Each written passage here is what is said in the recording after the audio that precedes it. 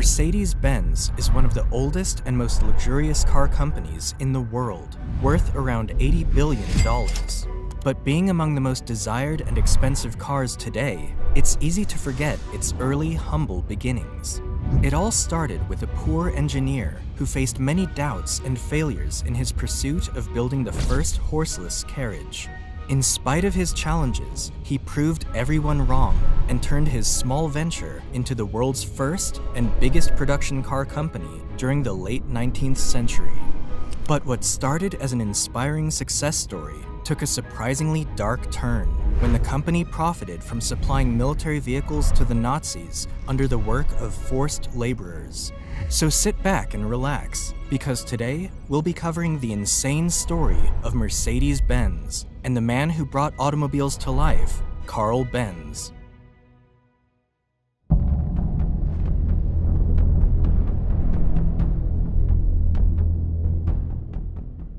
Karl Benz was born in November 1844 in the German town of Mühlberg.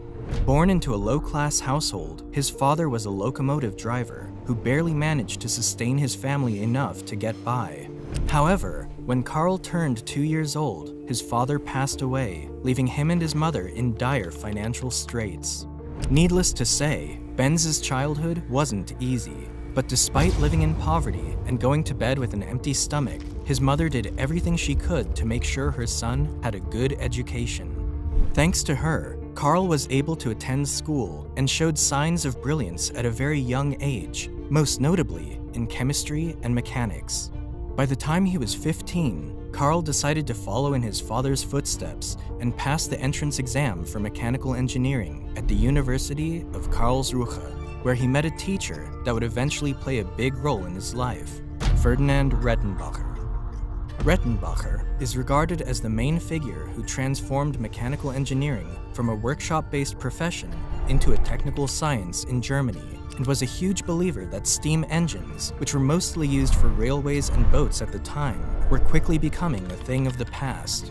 Under his teaching, Benz's interest in horseless carriages really started to take off, and being a regular bicycle rider himself, he began tinkering around with his bike, experimenting with possible ways he could create a motorized vehicle. By then, many engineers and inventors had already attempted to create the first automobile, and while a few of them did manage to build self-propelled vehicles, these early inventions weren't fully practical yet. Karl noticed that most of these early vehicles were based on steam engine technology, and under the guidance of Professor Rettenbacher, he soon realized the need for a totally different concept. While many people initially laughed at his vision, he always believed it was possible. He just needed more time to prove it. Thus, after graduating from Karlsruhe at the age of 19, Benz spent the next 7 years working several engineering and construction jobs, and while he struggled to fit in with any of them, he used everything he learned to kickstart his own venture in 1871. At age 27, Karl partnered with a mechanic named August Ritter, and together they began operating an iron foundry and mechanical workshop in Mannheim.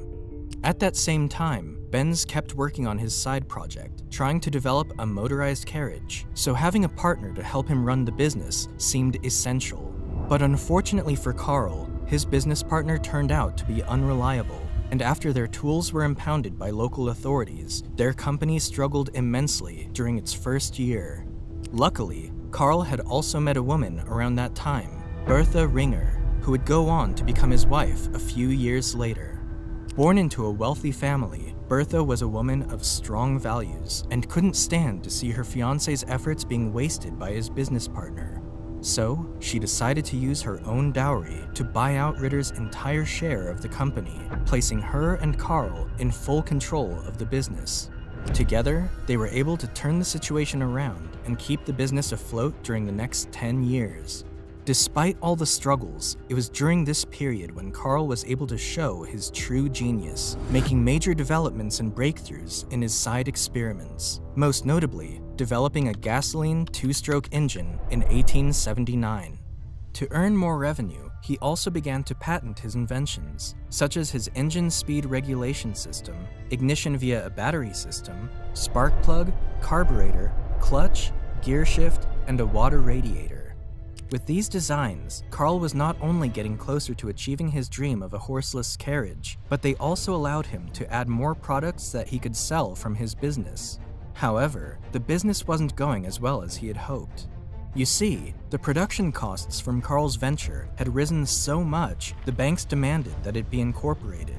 This forced him to associate with other investors and eventually turn his business into a joint stock company in 1882.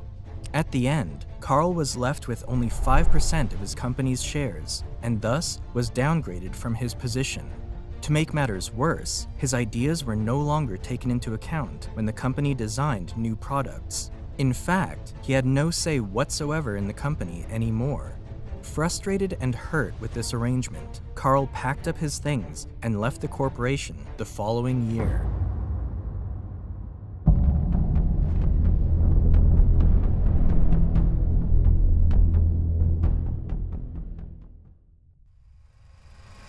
Leaving his company came as a hard blow for Karl, but the disappointment made him even more determined to be successful. His longtime passion for bicycles would bring him to Max Rose and Friedrich Wilhelm, two men who owned a bicycle repair shop in Mannheim. Together, they established Benz & C and focused on manufacturing industrial machines and stationary gas engines. Unlike Karl's previous venture, this one started pretty well and became quite profitable within a short period of time. With steady income pouring in and a staff of 25 people, Benz finally directed his main focus toward his lifelong dream, building an automobile using his gas engine. Instead of simply adding a motor to a carriage, Karl built the carriage around the motor, and using similar technology to that of a bicycle, he constructed what many considered to be the first true automobile in 1885, the Benz Patent Motorwagen. This two-seater vehicle ran on 3 wire wheels, forming a tricycle, and was powered by a gasoline 4-stroke motor. Its 1-cylinder engine produced 2/3 of a horsepower and could go around 7 miles per hour. Benz knew this was revolutionary, and after testing and refining his vehicle, he drove his wonder car out to the public in the summer of 1886. However, he received mixed reviews from critics. While some admired his creation, most people were skeptical about the machine, and many didn't want him to drive around on the main streets for fear that the vehicle might explode. Others were even convinced that Benz was the devil driving an infernal carriage.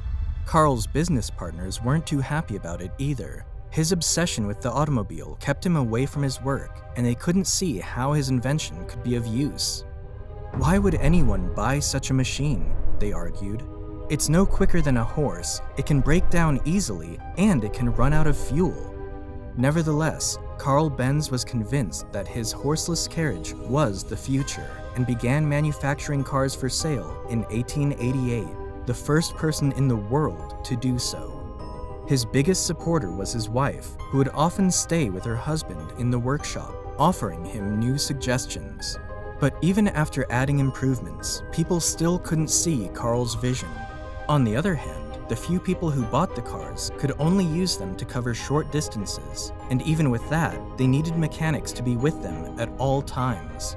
It also didn't help that they were very expensive, leaving them only accessible to the rich and elite, and even many members of the so-called elite didn't fancy them because they were so loud and messy. With that being said, one thing was clear: Karl needed to convince the world that the automobile was here to stay.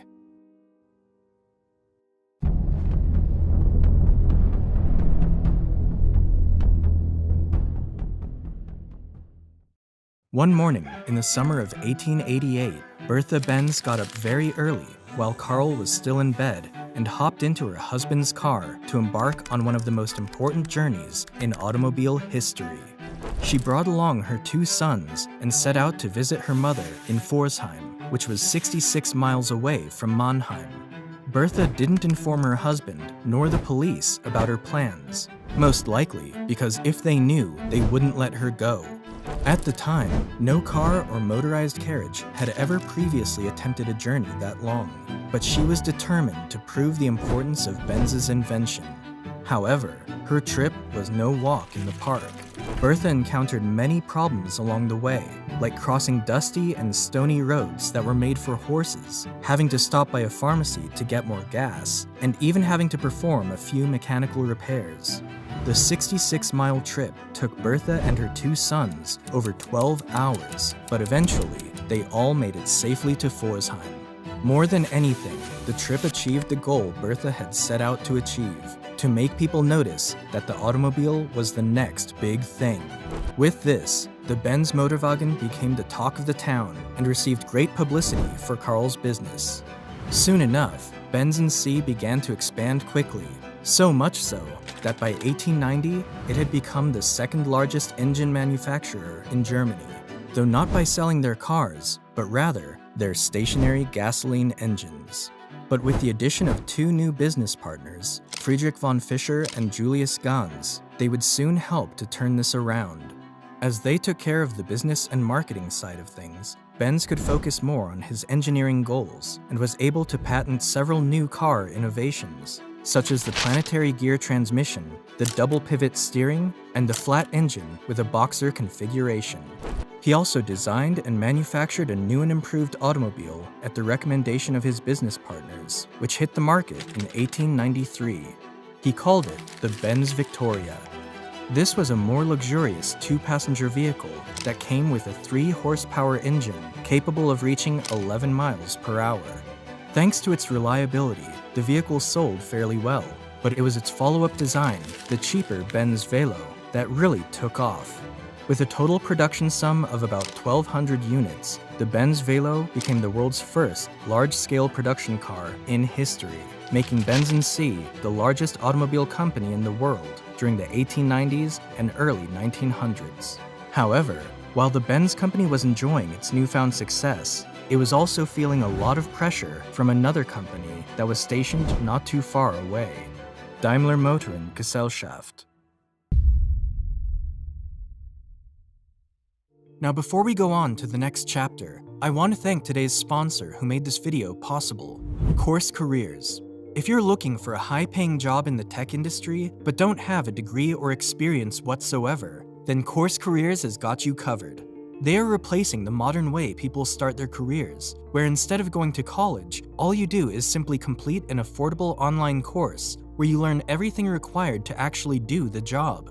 Furthermore, Course Careers helps you land a job by partnering up with companies that are actively looking for Course Careers graduates in entry-level positions and internships. Check out their student stories, where people like Nyla tell her story of going from Starbucks barista to 60K technology sales rep, or Dela, who finished the course within 2 weeks and now has a 100K salary job from a fully remote position. Go to coursecareer.com/big company and get started with their free introduction course so you can learn exactly how to start a career in the tech industry without a degree or previous experience. Use code BIGCOMPANY50 to get $50 off your first course. Now, back to the story.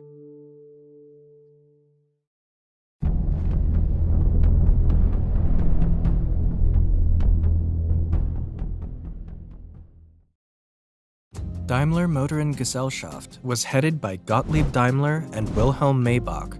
Both were brilliant engineers, but Gottlieb Daimler in particular was known for being very competitive and had a lot of connections and knowledge of how to run a business, knowledge that Karl Benz seemed to lack. The first Daimler car to be sold commercially appeared in 1892. 2 years later, they followed up with a 2-cylinder car, and in 1897, they introduced their first front-engine model, the Daimler Phoenix. It was clear that the Daimler company was catching up to Benz as their vehicles looked more appealing and comfortable for the public. Mr. Daimler, unfortunately, passed away in 1900, leaving Maybach in charge of the company.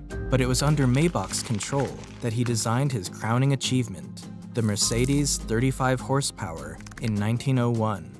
What makes this vehicle so special is that it was the first automobile to resemble our modern idea of a car. It was equipped with a powerful gas engine. The body was wider and larger, with a tailored steel chassis, and its center mass was near the ground. Initially built for racing, this vehicle was made at the request of a wealthy businessman, Emil Jelinek, who decided to name the car after his daughter, Mercedes. This car would go on to win multiple street races and hill climb events, going at a top speed of 56 miles per hour, superior to any other vehicle of its day.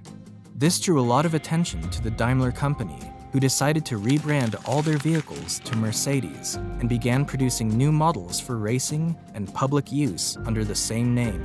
On the flip side, however, this new trend didn't sit well for Karl Benz's partners, who wanted an immediate response. To counter their competition, they brought in some French designers to help with a new, faster model, without the approval of Karl.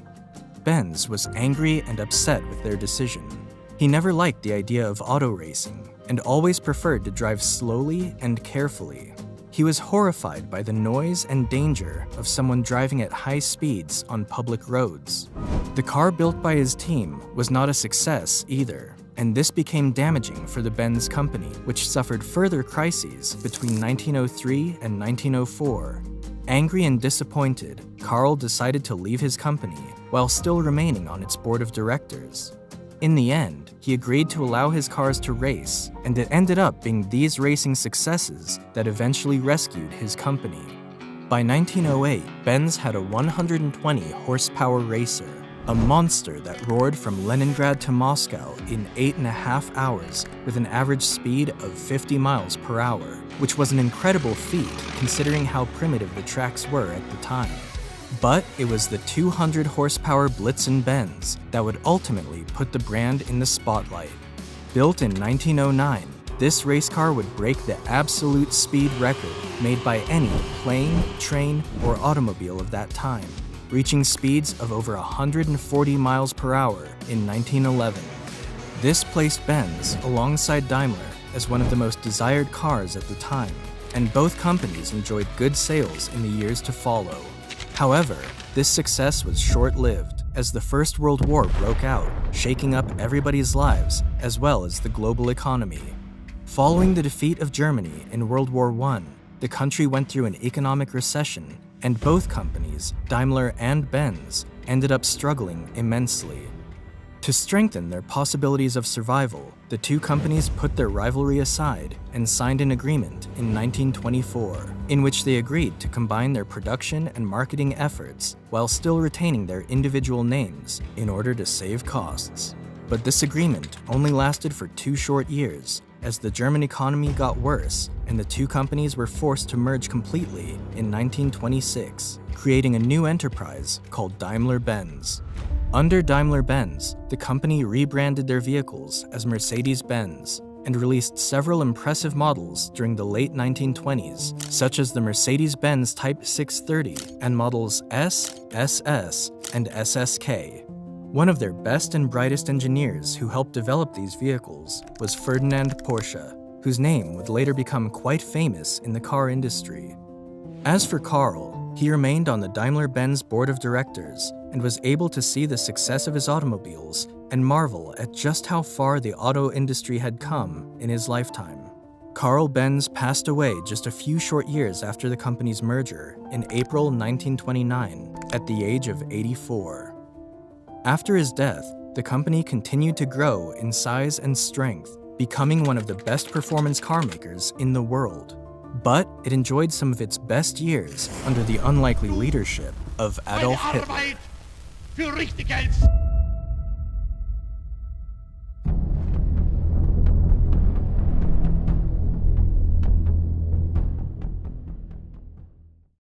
When Hitler rose to power in Germany in 1933, he wanted to showcase German engineering and technology to the world, hoping to elevate his political standpoint above those of his contemporaries. One way he decided to impress the world was by exhibiting German cars in international motorsports. Almost immediately, he provided a big subsidy to Daimler-Benz to get involved in Grand Prix races. No other car company of that era would spend as much time and money building cars as fast as Daimler-Benz did, and that fact became evident on the racetrack.